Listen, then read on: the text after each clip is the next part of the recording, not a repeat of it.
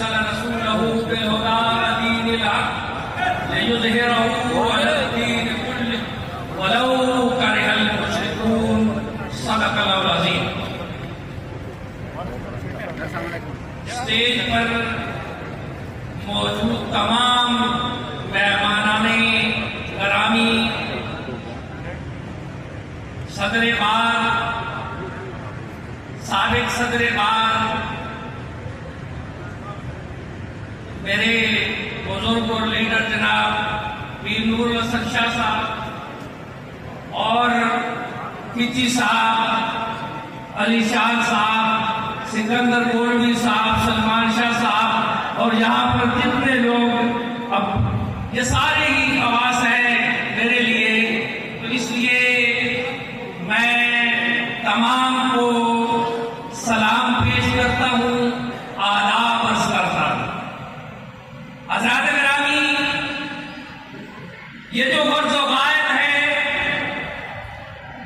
کہ غزہ اور فلسطین اور اس پر پاکستان میں شروع کہ ابھی جو چند دن گزرے لوگوں نے پروپیگنڈا کیا کہ یہ کوئی چند سالوں کا مسئلہ ہے، یہ کوئی عرب اور عجم کا مسئلہ ہے، یہ کوئی دو ریاستی مسئلہ ہے۔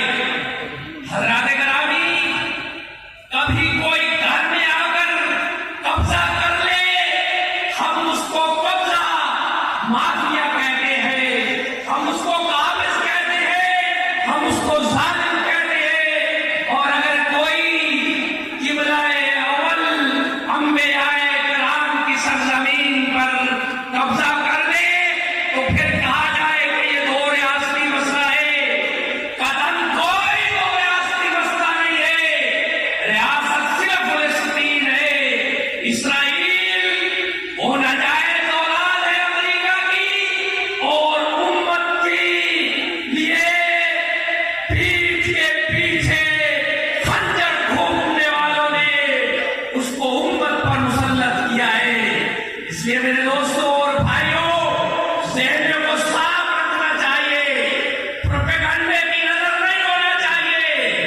اور اب یہ بات تو واضح ہو گئی کہ یہ واشنگٹن پوسٹ اور یہ پینٹاگان بھی ڈراتا تھا، اسرائیل بہت مضبوط ہے، اس کا ایٹمی اثر بہت مضبوط ہے۔